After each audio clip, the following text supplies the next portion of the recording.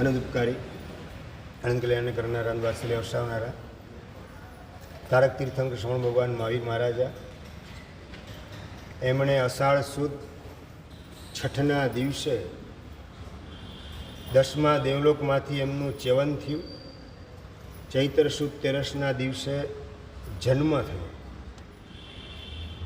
30 વર્ષની ઉંમરે કારતકવદ દશમના દિવસે દીક્ષા લઈ 12.5 વર્ષ સુધી ઘોર સાધના કરી વૈશાખ સુદ દશમના દિવસે કેવલજ્ઞાનની પ્રાપ્તિ કરી અને ત્યાર પછી 30 વર્ષ સુધી ભગવાને જગતના જીવોનો ઉદ્ધાર કરવા માટે સવાર સાંજ 3 કલાક નાયગરાના ધોધને પણ શરમાવે એવો ધર્મ દેશનાનો ધોધ વરસાવવાનું કાર્ય કર્યું.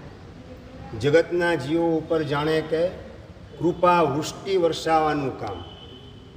દયા સિંધુ તરીકેનું પોતાનું સ્વરૂપ, કરુણા અવતાર તરીકેનું પોતાનું સ્વરૂપ એમણે છેલ્લા 30 વર્ષ જગતના જીવોએ દર્શાવ્યું. એ વિચાર કરતાં કરતાં આપણું અંતર અહોભાવથી પરમાત્માના ચરણની અંદર ઝૂક્યા વિના રહી.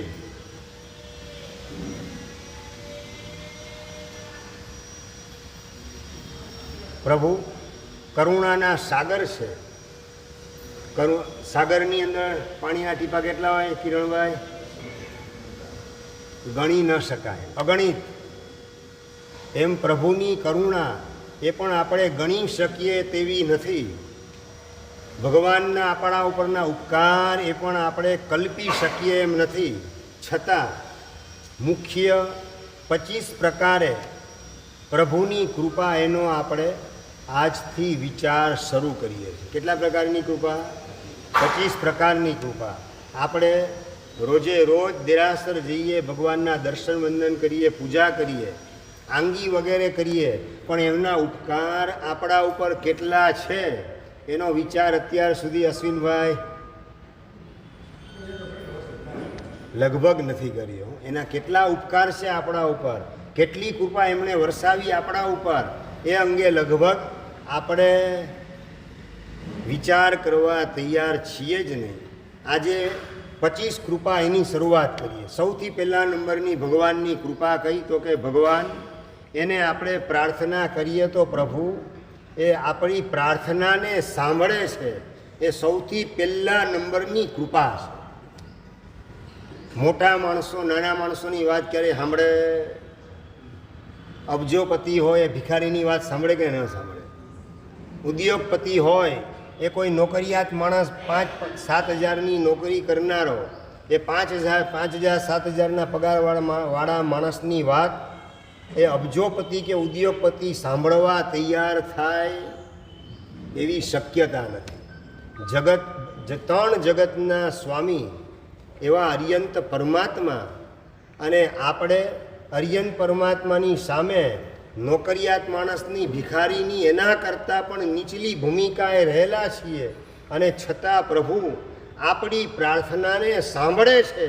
એ આપણા ઉપર એમનો અપરંપાર ઉપકાર છે.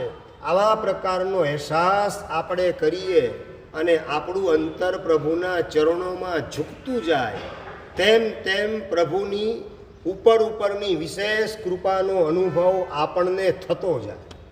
સાધના માર્ગની અંદર સૌથી પહેલી પાત્રતા કહી તો કે કૃતજ્ઞતા. રાજુભાઈ, પહેલા નંબરની પાત્રતા સાધના જગતમાં કઈ બતાવી છે? કૃતજ્ઞતા. એટલે આપણા ઉપર જેના ઉપકાર છે એના ઉપકારને આપણે કદાપી ભૂલીએ નહીં, વિસરીએ નહીં. અને ઉપકારને યાદ કરી આપણું અંતર અહોભાવથી એના તરફ ઝૂકેલું રહે. એ કૃતજ્ઞ ભાવ સાધના જગતની અંદર પાયાની પહેલા નંબરની પાત્રતા છે. પ્રભુ આપણી પ્રાર્થના સાંભળે છે. આપણને વિશ્વાસ ખરો? રાજુભાઈ, પ્રભુ આપણી પ્રાર્થના સાંભળે છે એવા પ્રકારનો વિશ્વાસ પારસમલજી કેટલો મળે આપણને? હા, વિશ્વાસ કરવો જોઈએ બોલે છે. એનો મતલબ કે વિશ્વાસ હજી સુધી કરેલો નથી તો જ કરવો જોઈએ આવે ને, બાકી તો જવાબ મળે સાહેબ વિશ્વાસ કરીએ જ છીએ એમ જવાબ મળે. કરવો જોઈએ એનો મતલબ હજી સુધી ભગવાન આપણી પ્રાર્થના સાંભળે છે એવો વિશ્વાસ આપણને અંદરમાં જાગૃત થયો નથી. ભગવાનની આગળ તમે સ્તવન બોલતા હો, મારી સાંઈ ભગવાન હોય મૂળનાયક તરીકે, તો એનું સ્તવન બોલવાની અંદર ત્રણ રતન મુજે આપો તાતજી જેમ નાવે રે સંતાપ. કિરણભાઈ બોલો ને, તમે સાચું બોલો. એક વાર નહીં, બે વાર, ત્રણ વાર આમ ઘૂંટી ઘૂંટીને કડી બોલતા હોય, ત્રણ રતન ત્રણ રતન ત્રણ રતન મુજે આપો તાતજી. અને તમારી પ્રાર્થના ભગવાન સાંભળે અને મારા જેવાને પ્રેરણા કરે કે અલિયા તું સાંભળતો ન મને આ પ્રાર્થના કરે, જલ્દી ઉપાસ રહી જાય, ઓઘો લઈને આવ. અને હું ઉપાસ રહી જઈ, ઓઘો લઈને બહાર આવીને ઊભો રહું. જેવા તમે બહાર નીકળો અને તમને વાત કરું, રાજુભાઈ તમારી પ્રાર્થના ભગવાને સાંભળીને મને સંકેત આપ્યો, ત્રણ રતન તમે જે માગો છો એ ભગવાને મારા દ્વારા તમારા સુધી પહોંચાડવાની કૃપા વરસાવી છે. શું કરો રાજુભાઈ? અશ્વિનભાઈ સ્વીકારો. તમે ભગવાનની પાસે કમસે એટલું તો નક્કી કરો કે અંદરમાં જે હોય ને એ જ બોલવું છે, બીજું નથી બોલવું. આટલું તો કમસે કમ નક્કી કરો. હા, એકેય સ્તર નહીં બોલાય. શું વાત કરો છો? એટલે ભગવાનની પાસે બનાવટ જ કરી કે બીજું કંઈ કરીએ છીએ? હા, મિનિંગ બીજો મિનિંગ કયો તમારો? ત્રણ રતન એટલે ક્યાં? હા, બે સંતાને રતન એમ કે છે. બોલો, એ સંતાને રતન ક્યારે કે નહીં? વાત સાચી તમારી, સંતાને રતન કહેવાય, પણ ક્યારે સંયમના માર્ગે જાય ને તો એ માતાને રત્ન કુક્ષી બનાવે તો એ રતન કહેવાય. પણ પાકા ઘરની છોકરીને ઉપાડીને ભાગી જાય, મા બાપને કીધા વગર ઇન્ટરકાસ્ટ મેરેજ કરીને ગોઠવાઈ જાય, સિવિલ મેરેજ કોર્ટમાં કરીને આવે ને પછી બાપાને ખબર પડે તો એ રતન કહેવાય કે પથરો કહેવાય? એટલે તમે પથરાને રતન સમજીને બેહો, મોટી ગરબડ થઈ જશે આમાં.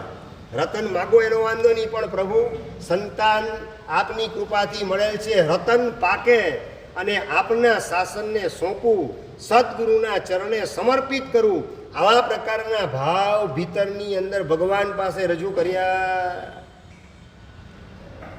જે મળેલ છે એને રતનની અંદર કન્વર્ટ કરવાની તૈયારી કેટલી? હરિલાલભાઈ જવાબ જોઈએ. ભાઈ તમારા સંતાનને રતન બનાવવા જ કે સ્મશાનની રાખ બનાવવી જ? હા, ખરેખર. એટલે તમે દીકરાને પાઠશાળા જવાની પ્રેરણા વધારે કરો કે સ્કૂલે જવાની પ્રેરણાને, સ્કૂલનું હોમવર્ક કર્યું કે નહીં, ટ્યુશનમાં ગયો નહીં, ક્લાસમાં ગયો કે નહીં, એની તપાસ વધારે કરો, એની પ્રેરણા વધારે કરો? કિરણભાઈ સાચો જવાબ છે.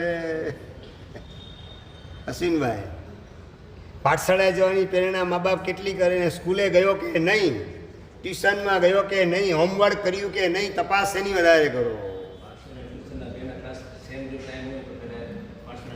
હા, તો પાઠશાળા છોડી દેવાની અને ટ્યુશનની અંદર જવાનું, ક્લાસ એટેન્ડ કરવાના, સ્કૂલને એટેન્ડ કરવાની, સ્કૂલનું હોમવર્ક કરવાનું. એટલે તમે પ્રાયોરિટી બોલો છો ભલે અહીંયા હોઠથી કે અમે ટ્યુશનના બદલે પાઠશાળાએ મોકલીએ, પણ બેમાંથી એક જો આવે કટોકટીનો સમય તો પાઠશાળા સાઈડ ટ્રેક ઉપર થતાં વાર લાગે નહીં. એટલે દીકરાને રતન બનાવવાનો પ્રયાસ કે સ્મશાનની રાખ બને એ દિશાની અંદર ગોઠવવાનો પ્રયાસ. આપણે ભગવાનને જે વાત કરીએ છીએ એમાં પણ સચ્ચાઈનો રણકાર જો આવી જાય તો પણ આપણું કલ્યાણ થઈ જાય. આપણે ભગવાન પાસે જે બોલીએ છીએ એની અંદર પણ સચ્ચાઈનો રણકાર કેટલો હશે એ બહુ મહત્ત્વનો પ્રશ્ન છે. તમે ભગવાનની પાસે પ્રાર્થના વગેરે કરો એમ વાણિયા તરીકે કે શ્રાવક તરીકે? રમેશભાઈ, વાણિયા તરીકે, શ્રાવક નહીં? શું વાત છે? પહેલેથી પાણીમાં જ બેસી જાય સાહેબ, વાણિયા જ છીએ, શ્રાવક નહીં. ભાઈ વાણિયા કોને કહેવાય? એક જગ્યાએ સભાની અંદર આ પ્રશ્ન મેં કરેલો હતો કે તમે વાણિયા કે શ્રાવક? મને કે સાહેબ અમે વાણિયા. વાણિયા કેમ, શ્રાવક કેમ નહીં? સાહેબ અમે ભગવાનના ભાણિયા એટલે વાણિયા. વડીલાલભાઈ પહેલી વાર જવાબ સાંભળો સભાની અંદર થઈ કે સાહેબ અમે ભગવાનના ભાણિયા એટલે અમે વાણિયા. એટલે હું ચમકી ગયો કે મેં દીક્ષા લીધી આટલા વર્ષ, ત્યાં 42 વર્ષ થઈ ગયા, હજી ઊંધી ભગવાનનો દીકરો નથી થયો, ભગવાનનો ભાઈ નથી બન્યો, ભગવાનનો ભત્રીજો નથી બન્યો, અને વગર દીક્ષા લીધે તમે ભગવાનના ભાણિયા કઈ રીતે થઈ ગયા? અને ઓલો મને વાત કરે, એ જવાબ સાંભળીને રાજુભાઈ અંદરથી હું હલી ગયો. મને વાત કરે, સાહેબ અમે દેરાસરમાં છે ને ભગવાનને પણ મામા બનાવવાના કામ કરીએ,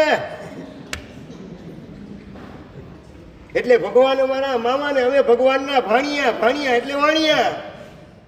સમજાય અશ્વિનભાઈ? દેરાસરમાં ભગવાનને મામા બનાવવાના, ઉપાશ્રયમાં ગુરુ મહારાજને મામા બનાવવાના ધંધા, અને એવા પ્રકારની વાણિયાની ભૂમિકા હશે તો આપણું ઠેકાણું પડશે ક્યારે? આ પ્રશ્ન ગંભીરતાથી આપણી જાતને ટકોરો મારીને પૂછવાની જરૂરત છે.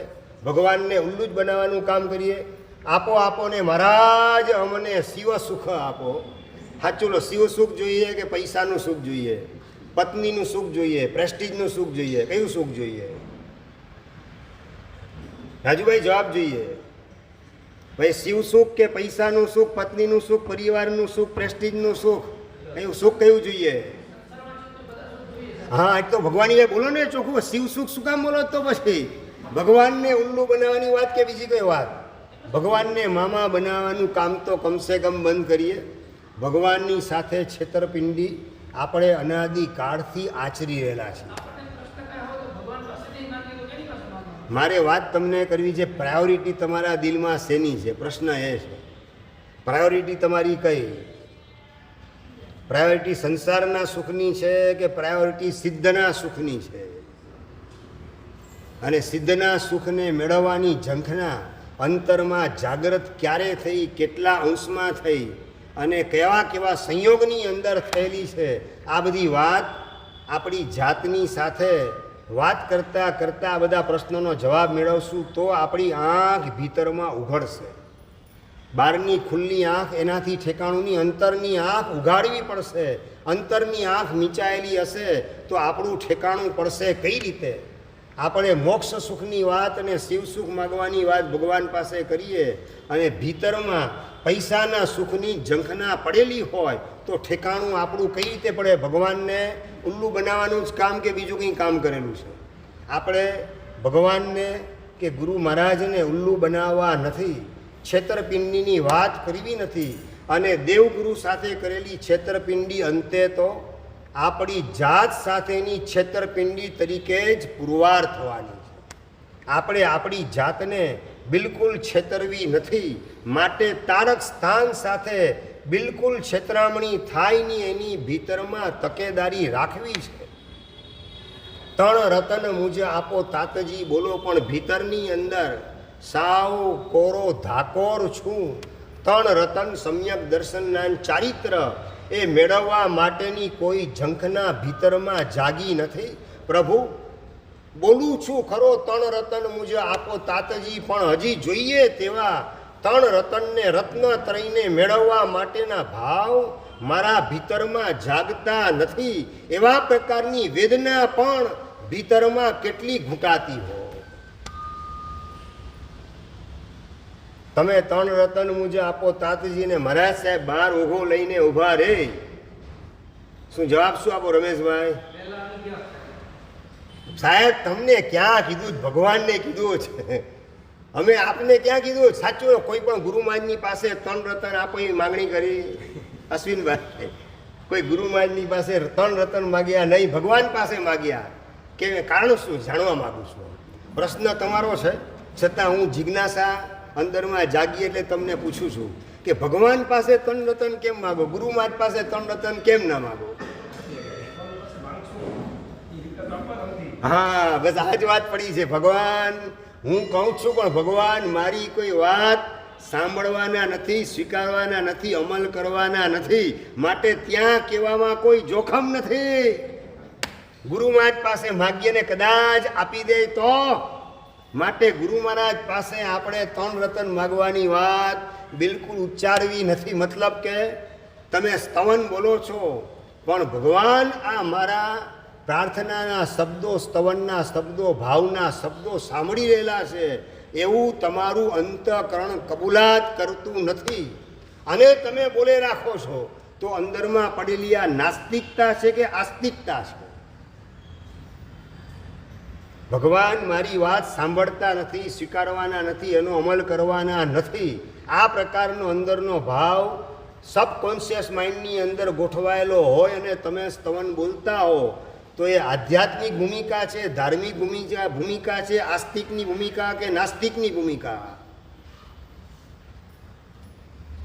પારસમલજી, કઈ ભીતરની ભૂમિકા કઈ આપણી? બોલીએ છીએ, બોલતી વખતે વેદના કેટલી? ચાલો, મને ખબર છે સ્તવન તમને બનાવતા નથી આવડતા, એટલે તમે તમારા સ્તવનો બોલતા નથી. ઓકે, વાંધો નહીં. સ્તવનો કદાચ બીજાના હોય, બીજાના બનાવેલા તમે બોલો તો ચાલે. એમ તો તમને છે ને રસોઈ પણ કરતા નથી આવડતી, બરાબર? રસોઈ કોક બનાવે અને તમે જમો છો, પણ ભૂખ તમારી કે રસોઈ બનાવનારની? ભોજન કદાચ બીજા બનાવે કે બીજા પીરસે તો ચાલે, તો ભૂખ તો પોતાની જ જોઈએ. પાણી કદાચ બીજા આપે તો ચાલે, તરસ એ પોતાની જોઈએ. પથારી કદાચ તમારી બીજા પાથરી આપે તો ચાલે, પણ ઊંઘ તો તમને પોતાને આવવી જોઈએ. એમ કદાચ સ્તવનના શબ્દ એ પારકા હોય, ઉછીના બોલેલા હોય એ ચાલે, પણ શબ્દોની પાછળ, સ્તવનની પાછળ, પ્રાર્થનાની પાછળ ભાવ તો પોતાના જોઈએ. ભાવ પોતાના ન હોય તો એ સ્તવન કામ લાગી શકે નહીં. આ જાતને વાત કેટલી કરી? ભાઈ, ભૂખ પારકી હોય તો ચાલે, તરસ પારકી, ઊંઘ પારકી, ત્યાં ત્રણમાંથી એકેય જગ્યાએ તમે તૈયાર નથી ચલાવવા માટે. અને દેરાસરની અંદર ભાવ, એ તો સ્તવન બનાવનારના ભાવ છે ને એ ચાલશે. શબ્દ પણ સ્તવન બનાવનારના અને ભાવ પણ સ્તવનને બનાવનારના. આપણા તરફથી શું? આપણા તરફથી વેક્યુમ કે બીજું કંઈ? હા હા, હું તમને એ જ કહું છું કે આટલા વર્ષોથી આટલા સ્તવનો બોલ્યા, સ્તુતિઓ બોલ્યા, એ બધાની અંદર હવે ભાવ કેટલો જાગેલો છે? પ્રશ્ન આ જ તમને કરું છું. બોલતા બોલતા ભાવ જાગે. જો સમજી રાખો, કૂવો ખોદો ને તો કૂવો ખોદતા ખોદતા પાણી નીકળે. મને ખબર છે, પહેલાં ફૂટમાં ખોદો એટલે પાણી ન નીકળે. 1 ફૂટ, 2 ફૂટ, 5 ફૂટ, 50 ફૂટ ખોદો, 500 ફૂટ ખોદો, પછી અંદરમાં હાલું આપણે આ ડેઝર્ટ એરિયામાં ખોદીએ કે ક્યાં ખોદીએ? એ પ્રશ્ન તો જાતને પૂછો કે ના પૂછો કે ભાઈ બાજુની અંદર 200 ફૂટ ખોદ્યું ને પાણી નીકળી ગયું, ને આપણે ત્યાં 500 ફૂટ ખોદીએ ને નથી નીકળતું, તો આ ડેઝર્ટ એરિયા છે કે બીજો કોઈ છે? પ્રશ્ન ઉઠે કે ના ઉઠે? એક ઇરિયાવઈ કરવા દ્વારા અયમુક્તા મુનિને કેવલ જ્ઞાન પ્રાપ્ત થઈ ગયું, અને રોજે રોજ સામાયિકની અંદર, પ્રતિક્રમણની અંદર, ચૈત્યવંદનની અંદર અવારનવાર આપણે ઇરિયાવઈ કરી રાખીએ. પૌષધ કરો તો એમાં હજી વધારે ઇરિયાવઈ તમે કરો. આટલી હજારો ઇરિયાવઈ આ એક ભવની અંદર કરી છતાં સમ્યક જ્ઞાનના ઠેકાણા પડતા નથી, અને એમને એક ઇરિયાવઈમાં કેવલ જ્ઞાન પ્રાપ્ત થઈ ગયું. શું ખૂટે છે મારા ઇરિયાવઈના અનુષ્ઠાનની અંદર? આ પ્રશ્ન હજારો ઇરિયાવઈ કર્યા પછી પણ સમ્યક જ્ઞાનનું ઠેકાણું કેમ નથી પડતું મારું? આ જાતને પ્રશ્ન કેટલો કર્યો? હું તમને જો સમજી રાખો, ઘણીવાર તમને જોઉં ને ત્યારે એક બાજુ તમને ઠપકો આપવાનું મન થાય અને બીજી બાજુ તમને ધન્યવાદ આપવાનું પણ મન થાય. સમજાય? બે પ્રકારના મિશ્ર ભાવ તમને સૌને જોઈને મારા મનમાં જાગતા હોય છે. ઠપકો એટલા માટે કે હજારો વખત ઇરિયાવઈ કરવા છતાં પણ હજુ સમ્યક જ્ઞાન એટલે સંસાર આખો અસાર છે, એવા પ્રકારનું હજુ સમ્યક જ્ઞાન કેમ થયું નથી એ બાબતમાં તમને ઠપકો આપવાનું પણ મન થાય. અને નંબર 2, હજારો ઇરિયાવઈ કરવા છતાં, રિઝલ્ટ ન મળવા છતાં તમે લોકો ઇરિયાવઈ શ્રદ્ધાથી કરવાનું ચાલુ રાખો જ, એ બદલ ધન્યવાદ પણ આપવાનું મન થાય. બે વાત થાય, પણ હવે પ્રાયોરિટી તમે શેને આપશો? તમે શેને આપશો? કાળ બદલાઈ ગયો એમ નહીં, કાળજા આપણા બદલાઈ ગયા છે એમ કહો. કાળ બદલાઈ ગયો કહેશો તો આપણા પક્ષે કરવાનું કશું નહીં આવે. હું જે કરું બધું બરાબર છે. આ પડતા કાળમાં આવું જ ચાલે અને આવું મારું ચલાવવા દેવાનું. તમારે મને કંઈ કહેવાનું નહીં. હુવાડ્યું મને કહેનારા તમે કોણ? આ જો અંદરની વૃત્તિ હશે તો ઠેકાણું પડશે કે આટલા વર્ષોથી આરાધના કરવા છતાં આરાધક ભાવ ભીતરમાં જાગતો કેમ નથી?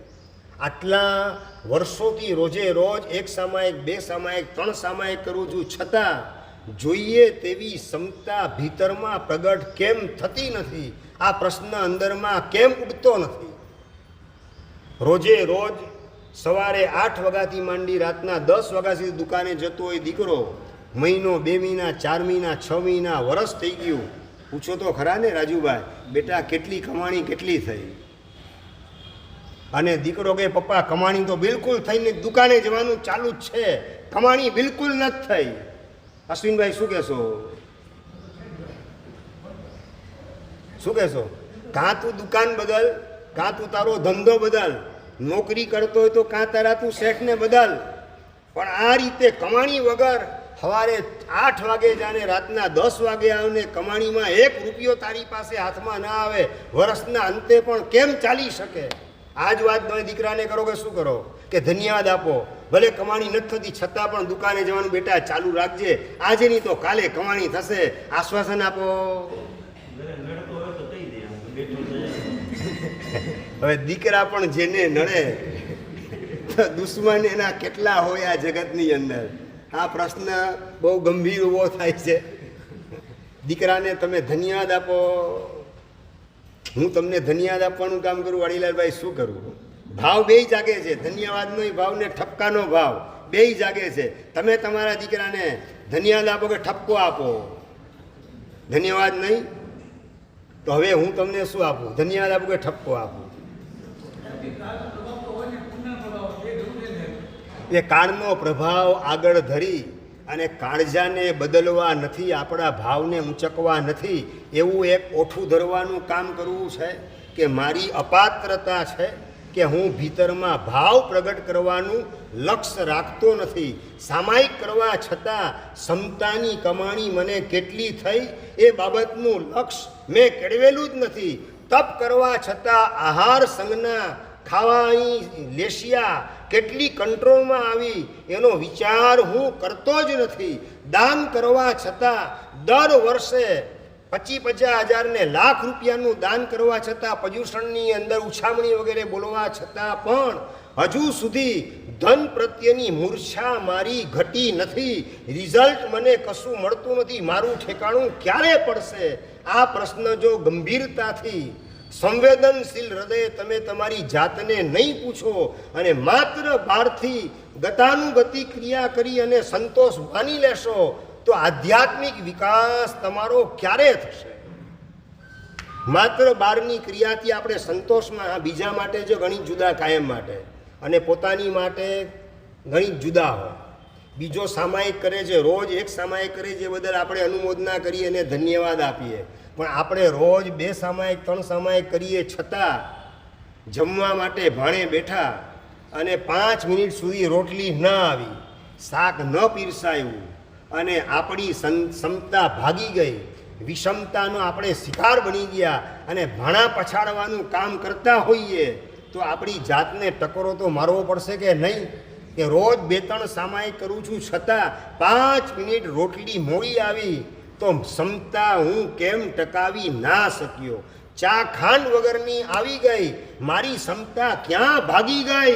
આ પ્રશ્ન જાતને નહીં પૂછો તો તમારા કરેલા સામાયિક તમને મોક્ષ માર્ગે આગળ વધારશે કઈ રીતે?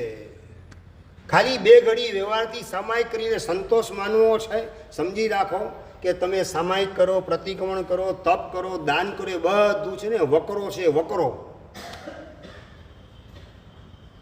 રાજુભાઈ સમજાય છે? વકરો છે. અને સામાયિક કરતાં કરતાં ક્ષમતા મળે તો એનું નામ પ્રોફિટ છે. તપ કરતાં કરતાં આહાર સંજ્ઞા અંદરથી ઘસાતી જાય, ખાવાના વિકલ્પો ભીતરમાં શાંત થતા જાય, એ તમારી સાચી કમાણી છે. દાન કરતાં કરતાં પૈસા પ્રત્યેની આસક્તિ, મૂર્છા અંદરમાંથી ઓગળતી જાય, ખલાસ થતી જાય, એ તમારી સાચા અર્થની અંદર કમાણી છે. તમને વકરો કરવાની અંદર રસ કે પ્રોફિટમાં રસ? તમારી દુકાને જાઓ એમાં પારસમલજી, ત્યાં રસ પ્રોફિટમાં છે, નકરામાં વકરામાં નહીં. અને ધર્મના ક્ષેત્રની અંદર જ્યારે વાત આવીને ઊભી રહે, તમને રસ વકરાની અંદર કે પ્રોફિટની અંદર? ભાઈ આજે 14 છે, આંબેલ થઈ ગયું, પ્રતિક્રમણ થઈ ગયું, સામાયિકનો નિયમ હતો, એક સામાયિક સવારના ઉઠી અને 6 થી 7માં સામાયિક થઈ ગયું, પૂજા થઈ ગઈ, પૂજાનો નિયમ પણ સચવાઈ ગયો, વ્યાખ્યાન સાંભળી લીધું, વ્યાખ્યાનનો નિયમ સચવાઈ ગયો, બસ સાંજના 14નું પ્રતિક્રમણ કરવા જાઉં એટલે એ પણ મારો નિયમ સચવાઈ જાય. એના નિયમ બધા સચવાઈ જાય, વિધિ વિધાન બધા તમારા પૂરા થઈ જાય, એની અંદર તમને સંતોષ છે કે એના માધ્યમથી જે મેળવવાનું છે એ કેટલું મેં ભીતરમાં પ્રાપ્ત કર્યું, કે જે આંખ મીચાયા પછીની દુનિયામાં પણ મારી સાથે ને સાથે આવે અને મોક્ષ માર્ગે મને આગળ વધારવાનું કામ કરે, એવા પ્રકારની કમાણી મેં કેટલા અંશે પ્રાપ્ત કરી. આપણે આપણા જીવનમાં અંતરના પરિણામ તરફ નજર કરવાની કે નહીં કરવાની? બીજા આરાધના કરીની આપણે 100% અનુમોદના કરીએ, પણ આપણામાં આરાધનાથી સંતોષ નહીં. આપણા જીવનમાં તો આરાધક ભાવ કેટલો પ્રગટ થયો આરાધના કરતાં કરતાં, એના તરફ આપણે આપણી દ્રષ્ટિને કેન્દ્રિત કરવાની છે. આરાધના એ કમાણી છે અને આરાધક ભાવ એ પ્રોફિટ છે. કમાણી એટલે કે વકરો, વકરા તરીકે શું છે? આરાધના છે, તપ જપ ભગવાનની પૂજા સામાયિક. વકરો તમે મૂકી દો તો પ્રોફિટ ન થાય પાછો, એટલે વકરો તો એટલે ધંધો તો ચાલુ જ રાખવો પડશે, પણ લક્ષ તમારું પ્રોફિટ તરફ. એમ આરાધના કરતાં કરતાં લક્ષ તમારું આરાધક ભાવ તરફ કેળવવાનું છે. સ્તવન બોલું છું પણ સ્તવનના શબ્દોને અનુરૂપ મારા ભાવ નથી, તો આ સ્તવન દ્વારા મારા આત્માનું ઠેકાણું પડશે કઈ રીતે? બોલું છું એવા પ્રકારના ભાવ હું ભીતરમાં કેમ પ્રગટાવતો નથી? અને એ પ્રગટાવવા માટેનો અવસર એ સ્તવન બોલીએ તો બેસ્ટ અવસર છે. સ્તવન બોલતા બોલતા જ ભાવ જાગશે. 3 રતન મુજ આપો તાતજી, જેમ નાવેરે સંતાપ.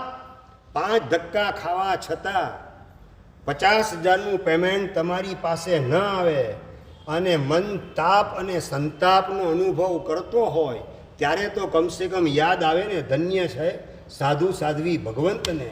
આવો તાપ કે સંતાપ એમણે ક્યારેય પણ અનુભવવો પડતો નથી, કારણ કે 3 રતન એમને પ્રાપ્ત થઈ ગયા. બસ પ્રભુ 3 રતન મુજ આપો તાતજી, બાપજી મને આ 3 રતન આપો, જીવન નાવેરે સંતાપ.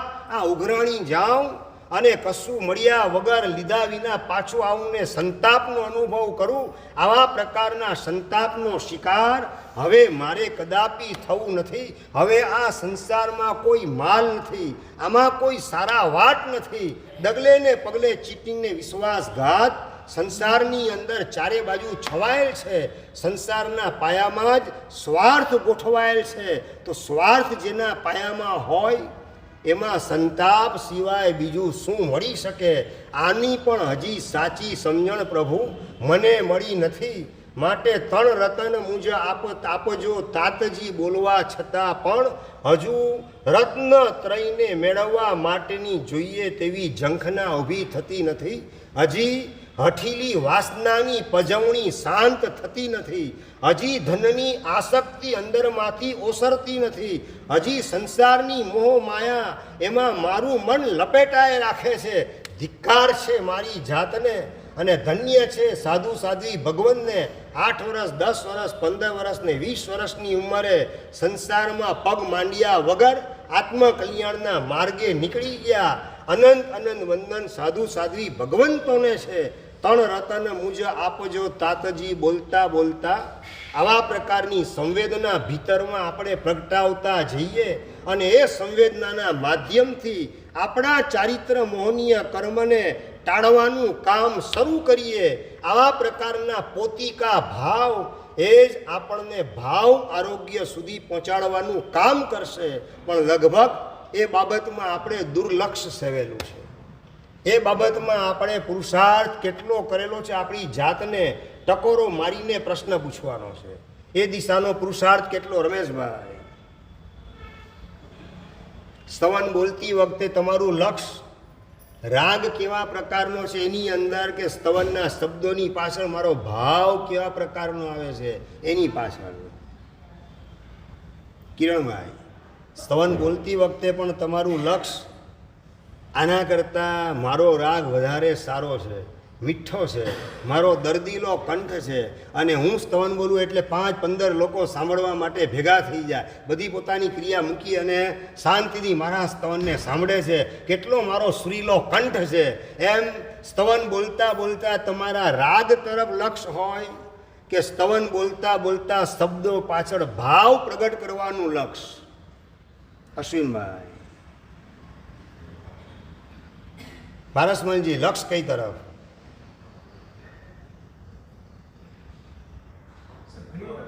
આની અંદર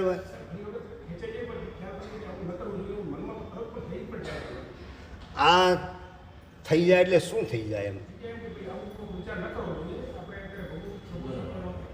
એમ જે શબ્દ બોલું છું એને અનુરૂપ ભાવ પ્રગટ કરવાનો પુરુષાર્થ ઈરિયાવઈ કરતા હો, કે સ્તવન બોલતા હો, કે સ્તુતિ બોલતા હો, જે બોલું એને અનુરૂપ ભાવ અંદરમાં પ્રગટ કરતો જાઓ, એવા પ્રકારના પુરુષાર્થ સાથે તમારી આરાધના કેટલી ચાલે?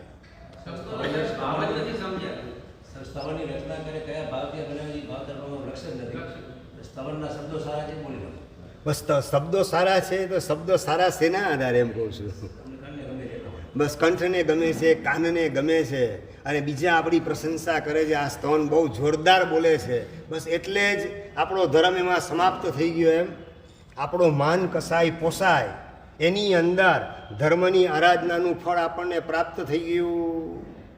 રાજુભાઈ, આપણે વર્ષોથી ધર્મ ક્ષેત્રમાં પ્રવેશ કર્યા પછી પહેલો નવો કોઈ જોડાયેલો હોય ધર્મ ક્ષેત્રની અંદર, એને કદાચ આવા ભાવ હોય તો હજુ વ્યાજબી છે.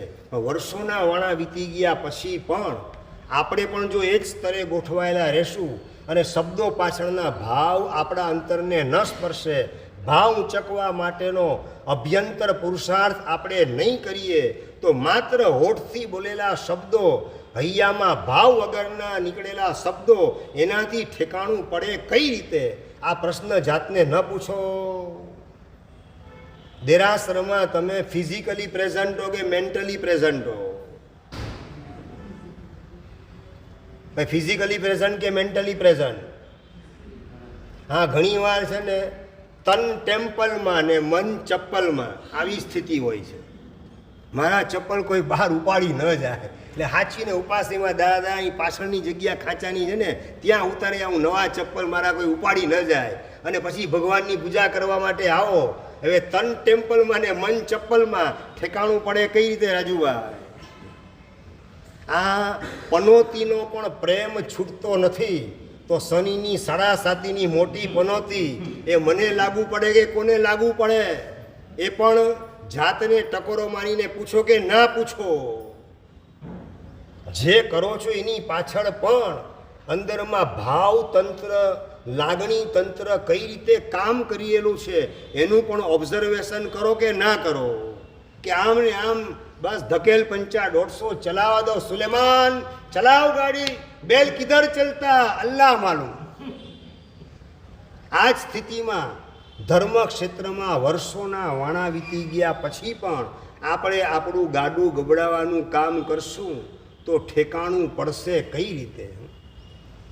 ઈરિયાવઈ કરતાં કરતાં ષોડશક ગ્રંથની અંદર પૂજ્યપાદ હરિભદ્ર સુરીશ્વરજી મહારાજે વાત કરેલી છે કે સાધક સાધના ક્ષેત્રમાં પ્રવેશ કરે, પહેલું ડગલું માંડે, એ જ વખતે એ સાધનાના માધ્યમથી સાધ્યની સિદ્ધિ કરનાર વ્યક્તિને નજરની સામે રાખી અહોભાવથી અંતર એના તરફ ઝુકાવી એને પ્રણામ કરી અને એ સાધનાના ક્ષેત્રમાં પ્રવેશ કરે અને આપે જે રિઝલ્ટ મેળવ્યું એવા જ પ્રકારનું રિઝલ્ટ મારે પણ મેળવવું છે. અને રિઝલ્ટ મેળવવા માટે સાધના ક્ષેત્રમાં ડગલું માંડતા માંડતા આપે જેવા પ્રકારના ભાવની સ્પર્શના કરી એવા શિખર સ્પર્શી ભાવો એને મારે સ્પર્શવા છે. આવા પ્રકારનો અંદરનો સંકલ્પ જેને શાસ્ત્રની ભાષામાં પ્રણિધાન કહેવામાં આવે, એ પ્રણિધાન અંદરમાં ઊભું કરી અને પછી સાધના ક્ષેત્રની અંદર પ્રવેશ કરે, જેના કારણે અલ્પ સમયની અંદર સાધના પોતાના માટે મોક્ષદાયક બને, અલ્પ સમયની અંદર સમ્યક દર્શનદાયક બને, ચોથા પાંચમા છઠ્ઠા સાતમા ગુણસ્થાનકની અલ્પ સમયમાં આજ ભવમાં સ્પર્શના કરાવે, એ પ્રકારે સાધક સાધના ક્ષેત્રની અંદર પ્રવેશ કરતો હોય. આ વાત હરિભદ્ર શ્રીશ્વરજી મહારાજે ષોડશક નામના ગ્રંથમાં કરેલી છે. આ વાત આપણા અંદરમાં ઉગે કેટલી. તપ કરતી વખતે આંબેલનું પચખાણ તમે કર્યું, આજે 14 છે આંબેલનું પચખાણ, પ્રેક્ટિકલ દ્રષ્ટાંત બતાવો. આજે 14 આંબેલ કરું છું. આંબેલ કરતી વખતે ધનના અણગાર એ આંબેલ તપના શિખર ઉપર ગોઠવાયેલા દેખાય. તપના માધ્યમથી અણહારી સ્વભાવ, એના રૂપી સાધ્યની સિદ્ધિ કરનારા એવા ધનના અણગાર નજરની સામે દેખાય. અને આંબેલનું પચખાણ કરતાં કરતાં અહો ભાવથી અંતર એમના તરફ ઝૂકેલું હોય. આપે આહાર સંજ્ઞા ઉપર વિજય પ્રાપ્ત કર્યો આંબેલના તપના માધ્યમથી. છઠના પારણે છઠ અને પારણે આંબેલ. આંબેલમાં પણ માખી પણ જેના ઉપર બેસવા તૈયાર ન થાય એવા પ્રકારની બળેલી ખીચડી અને લુખ્ખા ભાત, સૂકી રોટલી, ઠંડી રોટલી, આ બધું ઓરી અને આપ આંબેલ કરતા હતા. અને અણહારી સ્વભાવ એની નજીક પહોંચવાનો પુરુષાર્થ આપ કરતા હતા. ધન્નાજી બસ આપે જે આંબેલનો તપ કર્યો એ આંબેલના તપમાં હું પ્રવેશ કરું છું. અને આંબેલ કરતાં કરતાં જે ભાવની આપે સ્પર્શના કરી એ જ ભાવને સ્પર્શવા છે મારે પણ આ જ ભાવની અંદર. આજે જ આંબેલ કરતાં કરતાં આપના જેવા ભાવોને સ્પર્શવાનો આજે મારે પુરુષાર્થ કરવો છે. અને એક એક કોળીઓ આંબેલનો વાપરતા ધનના અણગારને રોમે રોમની અંદર પરિણમાવાનું, પચાવવાનું હું કામ કરી છું. આવા પ્રકારના ભવ્ય ભાવોની સરસ મજાની રંગોળી હૃદયની અંદર રચાતી હોય અને આંબેલનો એક એક કોળીઓ ભીતરમાં ઉતરતો હોય ને બસ હવે અણહારી પદ હમણાં મળ્યું કે મળશે એના ભણકારા ભીતરમાં વાગતા હોય એવા આંબેલ આખી જિંદગીમાં આપણે કેટલા કર્યા. બે આંબેલની ઓળી 15, 17, 25 કરી 50 ઓળી સુધી પહોંચી ગયા. આઠમ 14ના આંબેલ કર્યા. લાખ લાખ ધન્યવાદ છે. તમે આંબેલનો તપ કરો છો એ બદલ. પણ લાખનો માલ વેચવા નીકળો ત્યારે કિરણભાઈ લાખના 1.25 લાખ ને 1.5 લાખ મેળવ્યા વિના વાણિયાનો દીકરો પાછો ના આવે. અને અહીંયા સાધનાના ક્ષેત્રની વાત હોય ત્યારે લાખનો આંબેલ એટલે લાખનો માલ લઈને બજારમાં એટલે ધર્મ જગતમાં નીકળે અને લાખના 2000 કરીને પાછું આવે તો કેમ ચાલે? વાણિયાનો દીકરો નુકસાનીનો ધંધો કરે નહીં. આપણે વાણિયાના દીકરા છીએ તો સાધના ક્ષેત્રની અંદર સાધનામાં ક્યાંય પણ રિઝલ્ટ ઓછું મળે એ મને પોસાય તેમ નથી. ઈરિયાવય કરું તો ઈરિયાવયનું રિઝલ્ટ તો ખ્યાલ આવી ગયો તમને. ઈરિયાવયનું રિઝલ્ટ કેવળ જ્ઞાન બતાવ્યું પરમાત્માએ અને દ્રષ્ટાંત બતાવ્યું અયમુત્તા મુનિનું. તો હું ઈરિયાવય કરું ને કેવળ જ્ઞાન આ કાળના પ્રભાવે કદાચ ભલે ના મળે પણ સમ્યક જ્ઞાન તો મળવું જ જોઈએ. કેમ હજુ સુધી નથી મળતું? આ ટકોરો જાતને કેટલો મારો ભાઈ. માત્ર આપણે ગતાનું ગતિક આરાધના કરીને સંતોષ માની લેવો કે રિઝલ્ટ મેળવવું છે. સાચું, ડૉક્ટરે તમને દવા લખી આપી, આ સવારે લેજો, આ બપોરે લેજો, આ 3 ટાઈમ ગોળી લેજો, આ એકાંતરે ઇન્જેક્શન લેવાનું કામ કરજો. અને તમારો અઠવાડિયાનો કોર્સ તમે માત્ર દવા લઈ રાખો કે પછી રિઝલ્ટ મળે જ કે એની નજર કરો. શું વાત છે? રિઝલ્ટ ન મળે તો કાં દવા બદલો કાં ડૉક્ટર બદલો, રિઝલ્ટ તો જોઈએ જ. તો ધર્મ ક્ષેત્રની અંદર આટલા વર્ષોથી દવા ખાવાનું કામ ચાલુ છે. દવા ખાવાનું કામ સમજી ગયા ને? આંબેલ કરો, ઉપવાસ કરો, પૂજા કરો, સામાયિક કરો, પ્રતિક્રમણ કરો, જાપ કરો, તપ કરો, ત્યાગ કરો, બધી દવા છે. આ દવા લેવા છતાં પણ મારો રોગ કંટ્રોલમાં આવતો કેમ નથી? તપ કરવા છતાં આહાર સંજ્ઞાનો રોગ કેમ કંટ્રોલમાં ના આવે, દાન કરવા છતાં લોભ નામનો કષાય, પરિગ્રહ સંજ્ઞા હજુ સુધી કેમ મારા ઉપર પોતાનો કબજો જમાવીને ગોઠવાયેલ છે, આ રોગમાંથી મારો છુટકારો થશે ક્યારે? એવા પ્રકારનો પ્રશ્ન જાતને પૂછો કે ના પૂછો.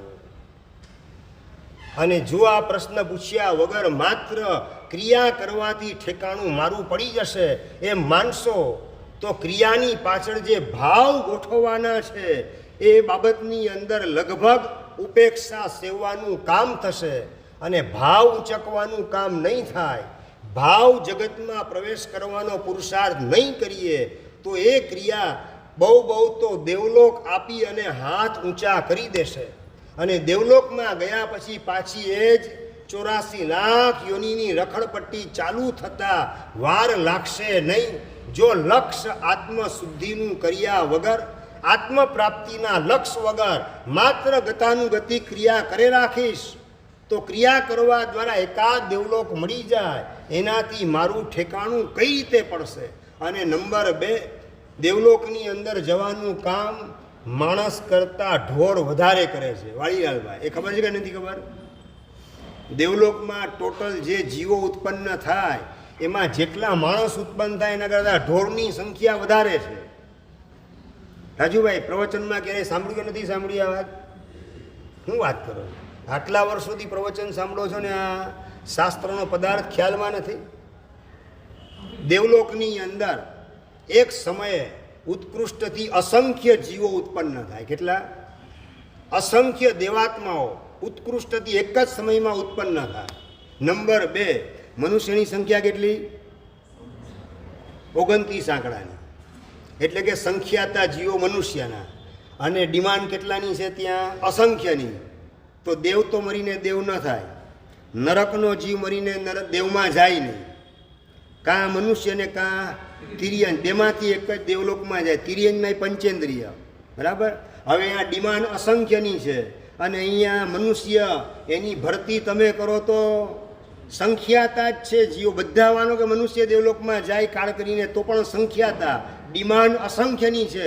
તો બાકીનો 99% ભાગ કોણ પૂરો કરે? તિર્યંચ સિવાય બીજું કોઈ પૂરું ના કરે.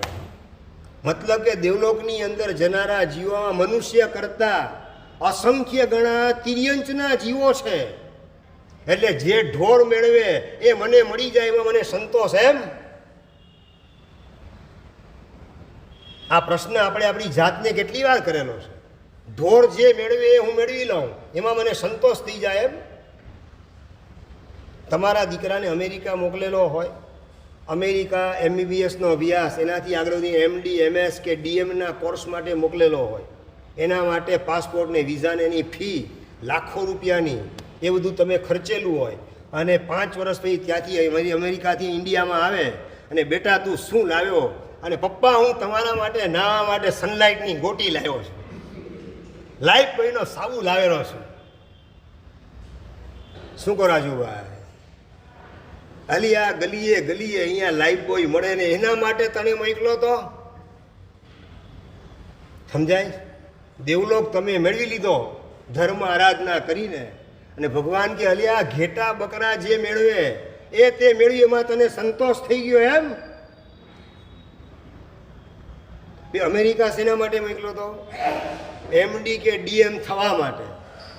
એ DM તો થયો નહીં, ખાલી સનલાઇટ કે લાઈફ બોયની ગોટી લઈને આવ્યો અને પાછો આમ રોફ ને રૂઆબથી વાત કરે.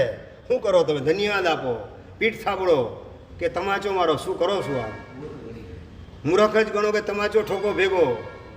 તો ભગવાન એ શું કરે આપણને? શાસન દેવતા આપણને શું કરે? ગુરુ આપણને શું કરે? પીઠ થાબડે એવી ઈચ્છા. લાખના 12,000 નહીં, લાખના 2 પૈસા પણ મેળવીએ છીએ કે કેમ? એ પણ બહુ ગંભીર પ્રશ્ન આપણી જાત માટે આવીને ઊભો રહે છે.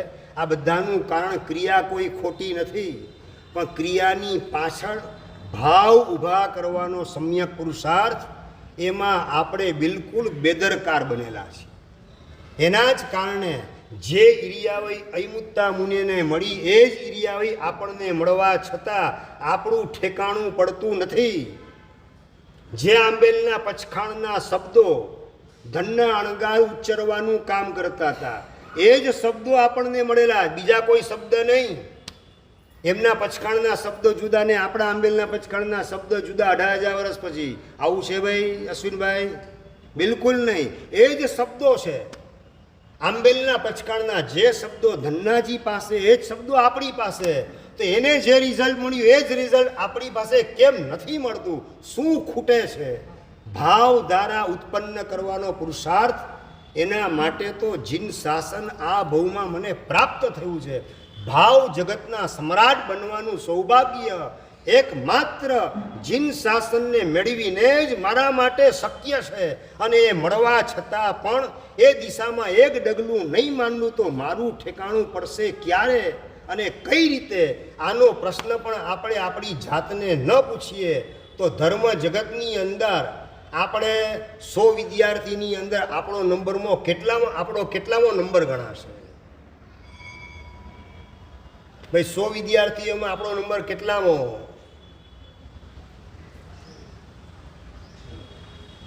શું છેલ્લો? એમ સ્કૂલમાં 50-52 વિદ્યાર્થી હોય અને તમારો દીકરો છેલ્લો નંબર લઈને આવે,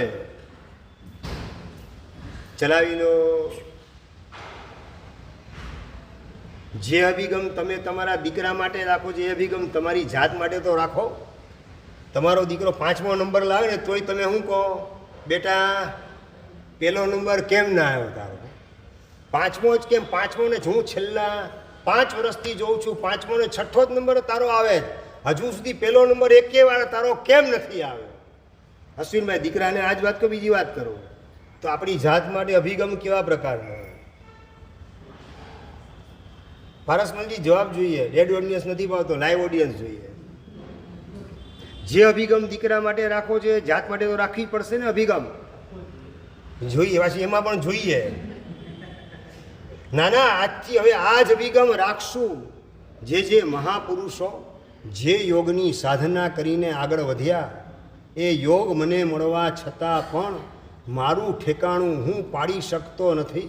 રોજે રોજ પરમાત્માની હું પૂજા કરું અને પૂજાનું ફળ પરમાત્મા કેવલ જ્ઞાનથી ઓછું બતાવતા નથી. નાગકેતુ પરમાત્માની પુષ્પ પૂજા કરીને પુષ્પ પૂજા કરતા કરતા પુષ્પમાં છુપાયેલો નાનકડો સાપનું બચ્ચું અને એ ડંખ મારે અને ઝેર શરીરમાં સ્પ્રેડ થાય અને એ વખતે નાગકેતુ પોતાની ભાવધારાને ઊંચકે. તકલીફ જે કંઈ છે પાડોશીને છે, મને નથી. હું તો એનાથી જુદો આત્મા છું. પરમાત્મા બનવાનું મારું સામર્થ્ય છે. બસ પરમાત્મા જેવું મારું સ્વરૂપ વહેલી તકે પ્રગટ કરવું છે. આ પ્રકારની ભાવધારામાં જોડાઈ શરીર પ્રત્યે આંખ નીચામણા કરી શરીરમાં વેદના ઝેરની જાલિમ વેદના જોર પકડે એને નજર અંદાજ કરી અને નાગકેતુ પોતાની ભાવધારાને ઊંચકતા ત્યાંને ત્યાં કેવલ જ્ઞાનને પ્રાપ્ત કરે છે. પરમાત્માની પૂજાનું ફળ નાગકેતુએ કેવલ જ્ઞાન સ્વરૂપે મેળવી લીધું અને હું રોજે રોજ 5, 10, 15 વર્ષ ને 25 વર્ષથી પૂજા કરું છું અને છતાં હજુ કેવળ જ્ઞાન નહીં સમ્ય જ્ઞાન પણ મને કેમ પ્રાપ્ત થયું નથી? સંસાર અસાર છે, એમાં કોઈ સારા વાટ નથી. સંસારમાં ક્યાંય સાચું સુખ નથી, ક્યાંય સાચી શાંતિ નથી. સમાધિ મેળવવી હોય તો પરમાત્માના માર્ગે ડગલા માંડ્યા સિવાય બીજો કોઈ વિકલ્પ નથી. આવું સમ્ય જ્ઞાન હજુ સુધી વર્ષોથી પૂજા કરવા છતાં પણ મને કેમ પ્રાપ્ત થયું નથી? આવો ટકોરો જાતને મારો નહીં તો તમારી પૂજા તમને આગળ વધારશે કઈ રીતે? માત્ર ન વાંગી પૂજા કરો, 13 અંગમાં ટપકા કરી દો એટલે આપણી પૂજા થઈ ગઈ, સંતોષ માની લેવાનો. બીજા પૂજા કરે ત્યારે આપણે 100% એની અનુમોદના કરીએ, ધન્યવાદ આપીએ, ભાઈ તું પૂજા કરે છે ખૂબ ખૂબ ધન્યવાદ. પણ આપણે પૂજા કરીએ ત્યારે આપણું રિઝલ્ટ, આપણી નજર રિઝલ્ટ ઉપર કે માત્ર ક્રિયા ઉપર? વકરાથી સંતોષ કે પ્રોફિટ તરફ નજર? રાજુભાઈ, ભાઈ નજર કઈ તરફ ગોઠવાયેલી છે? જોઈએ કેમ? પ્રોફિટ તરફ જ છે, અથવા તો હજી સુધી રાખી નથી, પણ હવે આજથી રાખશું. આજથી જે પણ કરીએ એ શા માટે કરીએ છીએ એ લક્ષ્યમાં રાખી અને એ કરનારા ક્યાં પહોંચેલા છે એમને અહોભાવથી નમસ્કાર કરીએ, હરિભદ્ર શ્રીમાનના શબ્દોને યાદ કરીને.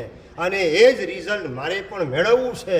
મારી કોઈ લોકો પ્રશંસા કરે, ઓ ભાગશાળીને 50મી ઓળી ચાલે છે, ખૂબ ખૂબ ધન્યવાદ, એવું રિઝલ્ટ મારે મેળવવું નથી.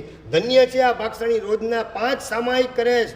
આવી પ્રશંસા સાંભળવાથી મારું કંઈ ઠેકાણું પડી જવાનું નથી. લોકોના સર્ટિફિકેટ મને મળી જાય, એનાથી મોક્ષ મારા માટે એના દરવાજા ખુલવાના નથી.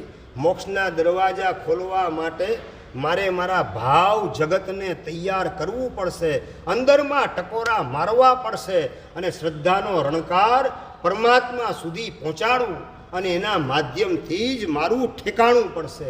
આવા પ્રકારની શ્રદ્ધા સાથે, આ પ્રકારના ભાવ સાથે આપણે કેટલી ક્રિયા કરીએ છીએ.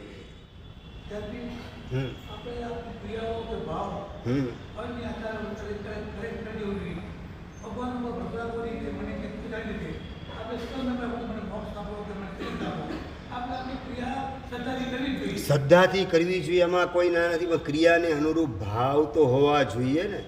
તમે સામાયિક કરતા હો ને બાજુમાં મોબાઈલની ઘંટડી વાગે,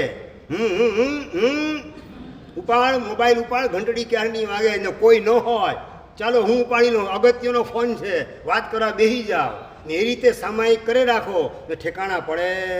પ્રશ્ન આ કરું છું, અમારી પાસે છે ને, અમને ખબર ન હોય તમે ઘરે સામાયિક કઈ રીતે કરો છો. આ તો અમારી પાસે આલોચના લેવા આવે ને એટલે અમને ખબર પડે કે સામાયિકમાં મોબાઈલ ઉપાડ્યો 4 વખત, સાહેબ એનું પ્રાયશ્ચિત આપો. અલ્યા સામાયિકમાં મોબાઈલ ઉપાડ્યો સાહેબ, ઘરમાં કોઈ નહોતું અને અગત્યનો ફોન હતો. આવી આલોચના અમારી પાસે આવે એટલે ખબર પડે કે તમે કઈ રીતે ઘરે સામાયિક કરો. બાકી અમને ખબર ન પડે, અમે તો ઉપાસમાં રહેનારા, અમને કઈ રીતે ખબર પડે તમે સામાયિક કઈ રીતે કરો છો.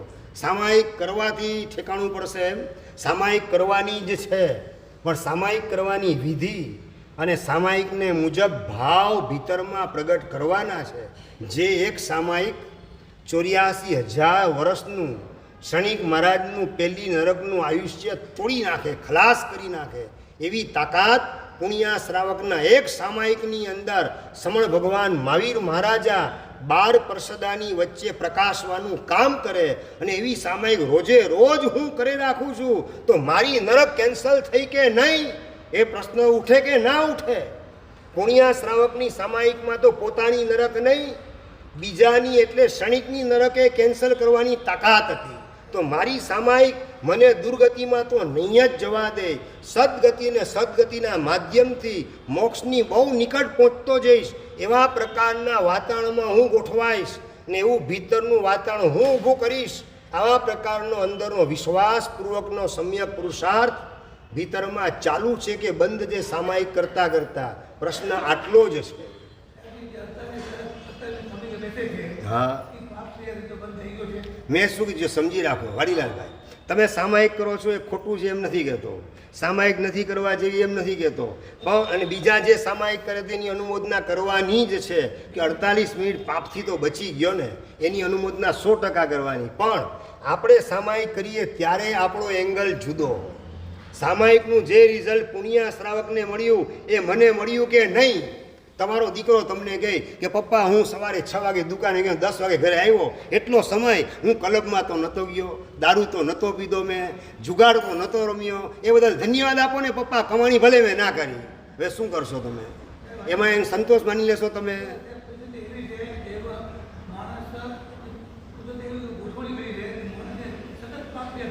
ના ના ના, એમ આપણે બચાવ આપણી જાતનો ના કરીએ.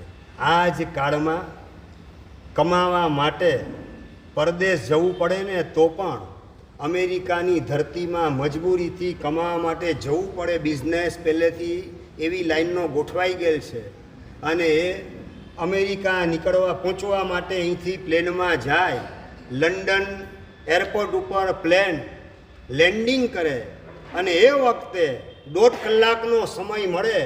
એ સમય દરમિયાન એરપોર્ટ ઉપર કટાશનું પાથરી ચરોડાથી ધોતિયું પહેરી ચરોડાથી સામાયિક લઈ પ્રતિક્રમણ કરવાની અંદર જોડાઈ જાય, કામળી સાલ ઓઢી લે, ઉજય પોતાને નડે નહીં એના માટે. અને જવું છે અમેરિકા, છતાં પણ પ્રભુની આજ્ઞાને મારે પાળવી છે. લાચારી છે મારી, પરદેશની ભૂમિમાં જવું પડે છે, પણ પ્રભુની આજ્ઞા એને વધુમાં વધુ જેટલી રીતે પાળી શકાય એટલી પ્રમાણિકપણે મારે પાળવી છે. અને લંડનના એરપોર્ટ ઉપર પ્રતિક્રમણ કરવા માટે ગોઠવાઈ જાય. આવા પ્રકારની ભૂમિકાવાળા પણ શ્રાવકો આ કાળમાં છે એમ કહું છું. તો આપણે આપણી જાતને પ્રશ્ન ન કરીએ કે અહીંયા તો ઘર બેઠા ગામમાં હોવા છતાં પ્રતિક્રમણ કરવા કેમ નથી જતો? આપણી જાતને પ્રશ્ન કરવાનો નહીં. પરદેશ જઈને પણ લંડનના એરપોર્ટ ઉપર માટુંગાના સંઘના પ્રમુખ બિપિનભાઈ એ જો સામાયિક કરી શકતા હોય, પ્રતિક્રમણ કરી શકતા હોય, તો અહીંયા ગામમાં ને ગામમાં પણ હું પ્રતિક્રમણ કરવા જતો નથી. ઘરમાં હોવા છતાં સામાયિક કરતો નથી. અને સામાયિક કરવા છતાં એનું રિઝલ્ટ પુણ્યા શ્રાવકને જે મળે એનું 1000માં ભાગનું પણ મને નથી મળતું કે મળે છે એ પણ વિચારવા માટે હું તૈયાર થતો નથી. મારું ઠેકાણું કઈ રીતે પડશે? આપણી જાતને આ પ્રશ્ન નહીં પૂછીએ તો આપણું સામાયિક એની ક્વોલિટી સુધરશે કઈ રીતે? પ્રાથમિક તબક્કો અને આગળ વધ્યા પછીનો તબક્કો બે જુદા તબક્કા હોય છે. પ્રાથમિક તબક્કાની અંદર ક્વોન્ટિટી ઉપર તમે ભાર આપો એ વ્યાજબી વાત છે, પણ વર્ષોના વાણા વીતી ગયા પછી માત્ર ક્વોન્ટિટી ઉપર ભાર આપવાનો કે ક્વોલિટીને ઉંચકવા ઉપર ભાર આપવાનો. વર્ષોના વાણા વીતી ગયા પછી ક્વોલિટીને જો સુધારવાનું કામ ન કરો, ઉંચકવાનું કામ ન કરો અને ગતાનુગતિક ઉપયોગ શૂન્ય સમૂર્છિમની જેમ આપણી ક્રિયા કરે રાખીએ તો હરિભદ્ર શ્રી મહારાજ યોગબિંદુ ગ્રંથની અંદર અનનુષ્ઠાન તરીકે એને ઓળખાવે છે. અનનુષ્ઠાન એટલે કે અનુષ્ઠાન કરો કે ન કરો કોઈ ફરક નથી. આત્મકલ્યાણની દ્રષ્ટિએ કોઈ ફરક નથી. પુણ્ય મામૂલી તમને મળી જાય કે જે બહુ બહુ તો દેવલોક સુધી પહોંચાડી આપે, કે જ્યાં ઘેટા બકરા પણ કતલખાનામાં કપાઈને જતા હોય છે એ ચીજ તમને મળી જાય. પણ આત્માનું ઉત્થાન કરવાની બાબત છે એ અપેક્ષા એ રિઝલ્ટ 0 છે. માટે અનુષ્ઠાન જ નથી. આવી વાત યોગબિંદુ ગ્રંથમાં હરિભદ્ર સુરીશ્વરજી મહારાજ બતાવી રહેલા છે. સમૂર્છિમ જેવી ક્રિયા, ઉપયોગ શૂન્ય ક્રિયા, ક્વોલિટીને સુધારવાના લક્ષ વગરની ક્રિયા, આત્મપ્રાપ્તિના ધ્યેય વગરની ક્રિયા વર્ષોથી કરતા રહીએ તો આપણું ઠેકાણું પડશે કઈ રીતે? આપણે આપણી જાતને આ પ્રશ્ન પૂછવાની આવશ્યકતા છે. અને પ્રશ્ન પૂછીને હવે મારે મારા દરેક અનુષ્ઠાનની ક્વોલિટીને સુધારવી છે. અને એ રીતે પ્રભુના કૃપા પાત્ર ખરા અર્થમાં મારે બનવું છે. આવા પ્રકારનો સમ્યક પુરુષાર્થ કરો એ જ મંગલ કામના. જીનાજ્ઞા વિરુદ્ધ કહેવાય તો ઈચ્છા.